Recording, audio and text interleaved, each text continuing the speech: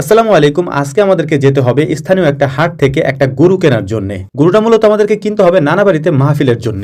আমার জন্মেরও আগে থেকে প্রতি বছর এখানে বাৎসরিক মাহফিল হয় 2 দিন ব্যাপী। আগে যদিও এটা 3 দিন ব্যাপী ছিল, এখন 2 দিন ব্যাপী এই মাহফিলটা হয়। তো ওই মাহফিলের জন্যই আজকে আমরা যাচ্ছিলাম গরু কেনার জন্য। প্রতি বছরের এই সময়টাতেই নানাবাড়িতে মাহফিল হয়, যেটা গত বছর ভিডিওতে আমি আপনাদেরকে দেখিয়েছিলাম। আলহামদুলিল্লাহ, আপনারা অনেকেই হয়তো জানেন যে আমাদের বাড়ি এবং আমাদের নানাবাড়ি একই গ্রামে। আমাদের বাড়ি হচ্ছে উত্তরপাড়া, নানাবাড়ি হচ্ছে পূর্বপাড়া। তো যাই হোক, হাটের সময় হয়ে যাওয়ার সাথে সাথে মামা আমাদেরকে এখান থেকে নিতে এসেছিলেন, অর্থাৎ আমাদের বাড়ি থেকে আমাদেরকে নিয়ে হাটে যাওয়ার উদ্দেশ্যে আমরা বেশ কয়েকজনে মিলে চলে যাচ্ছিলাম হাটের দিকে। হাটে আসার পর আমরা অনেক গরু দেখতেছিলাম, কিন্তু আমাদের পছন্দসই গরু আমরা খুঁজে পাচ্ছিলাম না, কারণ আমাদের একটু ছোটখাটো গরু দরকার, বেশি বড় আমাদের লাগবে না। আলহামদুলিল্লাহ, তো খুঁজতে খুঁজতে আলহামদুলিল্লাহ আমরা একটা পেয়ে গিয়েছি এবং এটার দরদাম ঠিক করে আমরা গরুটাকে কিনে ফেলেছি। গরুটা কেনার পর এটাকে সুন্দর করে আমরা একটা পিকআপের মধ্যে উঠিয়ে দিয়েছি এবং আমরা যেহেতু গাড়িতে এসেছিলাম, আমরা গাড়িতে চলে যাচ্ছিলাম এবং পিকআপটা আমাদের গাড়ির আগে আগে যাচ্ছিল। যাওয়ার সময় দেখতেছিলাম এখানে কয়েকটা কুলা এবং জালি নিয়ে একজনে বসেছিল, তার থেকে একটা কুলা এবং কয়েকটা জালি আমরা নিয়ে নিয়েছি। এর পাশাপাশি এক মুরব্বী চাচার থেকে আমরা বেশ কিছু সুতা নিয়েছি। সুতা বলতে আমরা যেগুলাতে হচ্ছে যে সবজি গাছের জন্য মাচা তৈরি করি, ওই মাচা তৈরি করার জন্য যে সুতা ব্যবহার করা হয়, ওই সুতাগুলি একজনে নিয়ে বিক্রি করতেছিল, তার থেকে আলহামদুলিল্লাহ আমরা বেশ কিছু সুতা নিয়ে নিয়েছি।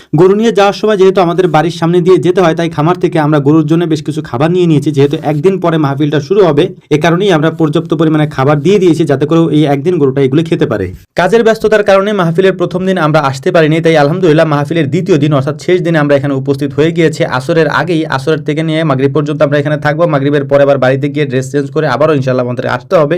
যেহেতু ছোটবেলা থেকেই এই গ্রামে আমার বেড়ে ওঠা এবং বড় হওয়া এবং এখানেই আমার নানা বাড়ি দাদা বাড়ি দুইটাই, তাই ছোটবেলা থেকে এই জায়গাগুলির প্রতি আমার আবেগ অনেক বেশি। আসরের নামাজের পরে মূল কার্যক্রম শুরু হয় মাহফিলের। এখানে যে মাদ্রাসাটা রয়েছে, এই মাদ্রাসার পাশেই আমার নানার কবর রয়েছে, যিনি এই প্রতিষ্ঠানের প্রতিষ্ঠাতা এবং শুরু থেকে উনি এগুলি করে এসেছেন। আলহামদুলিল্লাহ, আমার নানা হাফেজ হযরত মাওলানা হারুন রশিদ নুরি রহমাতুল্লাহ আলাইহি বৃহত্তর ফরিদপুরে অনেকেই ওনাকে চিনে থাকবেন। আলহামদুলিল্লাহ, এটা আমাদের জন্য খুবই গর্বের একটা ব্যাপার। নানা ইন্তেকাল করেছেন বেশ কয়েক বছর আগে। নানা ইন্তেকাল করার পর থেকে নিয়ে এই প্রতিষ্ঠানগুলি পরিচালনা করেন আমার মামারা, বিশেষ করে আমার মেজো মামা এটার পরিচালনার মূল দায়িত্বে রয়েছেন। মাদ্রাসার পাশেই যেহেতু কবরস্থান, এই কবরস্থানের পাশেই প্রতিদিন কোরআন তেলাওয়াত হয়, কোরআন হিফজ করা হয়। এর পাশাপাশি এখানে মসজিদের নামাজের শেষে প্রতিদিন তার জন্য দোয়া করা হয় এবং তার জন্য জিয়ারত করা হয় প্রায় প্রতি ওক্তেই। আলহামদুলিল্লাহ, এখন যাকে কথা বলতে দেখছেন উনি আমার বড় মামা, আর এখন যাকে কথা বলতে দেখছেন উনি মেজো মামা, এবং এখন যাকে কথা বলতে দেখছেন উনি হচ্ছেন আমার ছোট মামা। আমার এই 3 মামা। ছোটবেলায় ওনারা যে প্রতিষ্ঠানগুলিতে পড়াশোনা করেছেন, যে মাদ্রাসাগুলিতে পড়াশোনা করেছেন, ওই সব মাদ্রাসাগুলিতে আমিও পড়াশোনা করেছি, অর্থাৎ আমার শৈশবকাল এবং ছোটবেলা কেটেছে এই মামাদের সাথেই। সর্বশেষ যাকে ওয়াজ করতে দেখেছেন উনি আমার মেজো খালু, উনিও একজন আন্তর্জাতিক মানের কারি এবং ওনার ছেলেই আমার কাজিন খালাতো ভাই,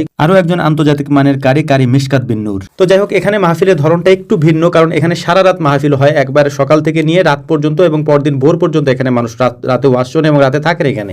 আজকের মাহফিলের প্রধান মেহমান যিনি ভারত থেকে এসেছিলেন, ফুরফুরার একজন আলেম, তিনি মাদ্রাসার ছাত্রদেরকে পাগড়ি পরিয়ে দিচ্ছিলেন। আলহামদুলিল্লাহ, এর সাথে সাথে আজকের কার্যক্রমটা আমরাও শেষ করেছি। তো আমাদের জন্য দোয়া করবেন। আসসালাম।